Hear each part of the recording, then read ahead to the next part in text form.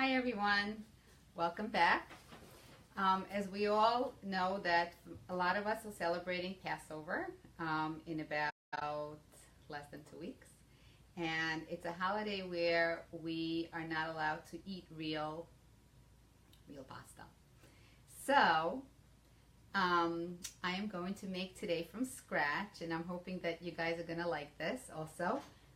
Pesto. Now I know pesto traditionally is used with dairy food, but I don't make it dairy, and I'm going to show you how to make pesto from scratch, and then we're going to go on to the pasta part. And I bet you guys that those who've seen what I make probably figured it out by now, but the pasta part, but we'll see. Okay, so this is the most important part of making pesto is the basil. Now, obviously, if you can, you need to get fresh basil. You can either get it checked already from bugs, or you can do it yourself. So, but the basil is fresh. So, you need a food processor and dump in your basil. Okay, and I have about 2 cups worth over here. About 2 cups worth of basil, fresh basil. Okay, the second ingredient is you need olive oil. So right here I have about, this is about a 1/4 cup of olive oil, and I'm not going to put the whole thing in right away. Okay, I'm going to do about 1/2 of that. And garlic is a must, so we definitely want to put garlic in, and I have about 6, 8, 10 cloves of garlic. Okay, and then we also have walnuts, which we'll do in a few minutes. Okay, so that's basically what it is.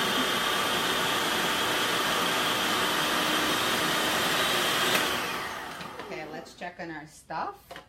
Okay, now I'm going to add walnuts. Oh, this is a 1/3 cup walnuts.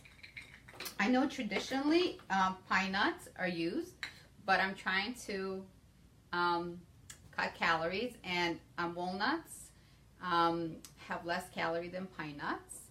Also, they're less expensive. And I'm a health coach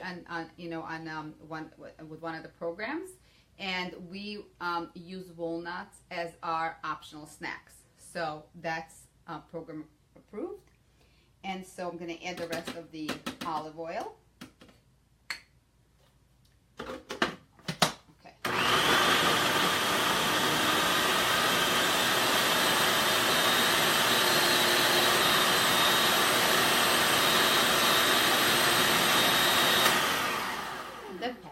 Is done.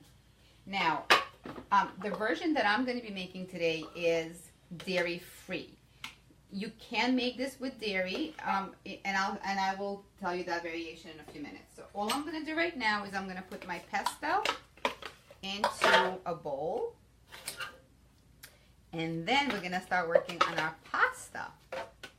Now, for any of you who figured out what I'm using for pasta, please put it in the chat. I'd love to figure out if any of you figured out what I'm going to be using for pasta that you could use on Passover and year round. Anybody? Anybody? Anybody? Anybody? If you said zoodles, you are right. Here we are. Here's our pasta that we could be using. So we're going to be making zoodles, okay? Switch machines, very quick. Oh, I did forget an ingredient, and I'm gonna use it when I use it in the pasta. When I make the pesto, you do want a little bit of salt when you're making your pesto sauce. You could also make it. You can add more olive oil to make it more liquidy, but for the most part, I like mine thick because I do use it in cooking a lot. Okay, so trick for those that remember. You want to make sure that you cut off the ends very straight, so it'll fit into the zoodle machine very easily. And here we go. About to make our pasta. Okay, ready? Need a little muscle over here. Okay, here we go. Now, while I'm doing this, I do want to say something about healthy, being a health coach. So did you know that you're an average of the 5 people you hang out the most with. So what does that mean exactly? So you are influenced by ideas and habits of the 5 people, average of 5 people who are closest to you.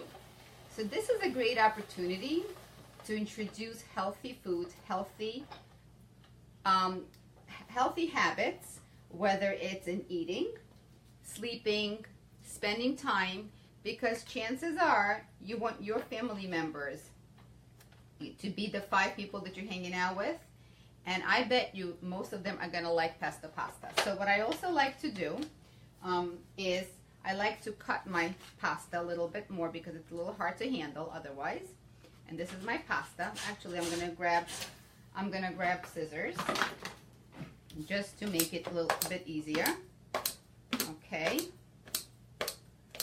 Okay, so we have our pasta and we have our pesto. The whole thing, what, took 5 minutes? Okay, now we're gonna go over to the stove. Okay, so we're walking to the stove. Okay, perfect. Okay, so here we are.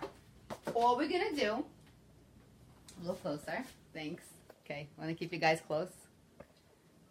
Okay, so all we're gonna do, and there's 2 ways of doing it. One way of doing it is you first put the zoodles, and I like to spray this pan a little bit. Turn it on. Okay, so first you put the zoodles in, just to have them moisten a little bit from the heat. Okay, just grab my wooden spoon.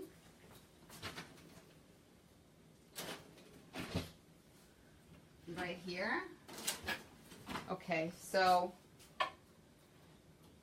while they're being moistened on the stove, and basically all you're gonna need is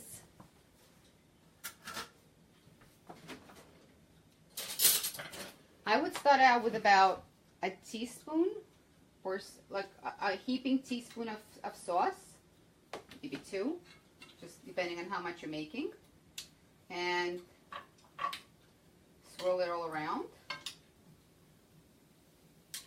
Okay, here we go. You can see. Oh, it smells like pesto in here. Smells like basil. Too bad. I'm sorry you can't smell it through there. But basically, here, pesto pasta.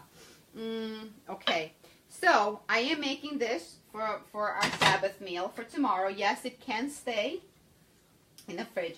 Now, if you wanted to make it dairy, all you would need to do at this point is sprinkle Parmesan cheese on it. You know, at this point, because it's done. Believe it or not, it is done. Now, if you are going to be reheating it, you want to keep it as al dente as possible. If you're going to be serving right away, you want to cook it for about 2 to 3 minutes. Okay?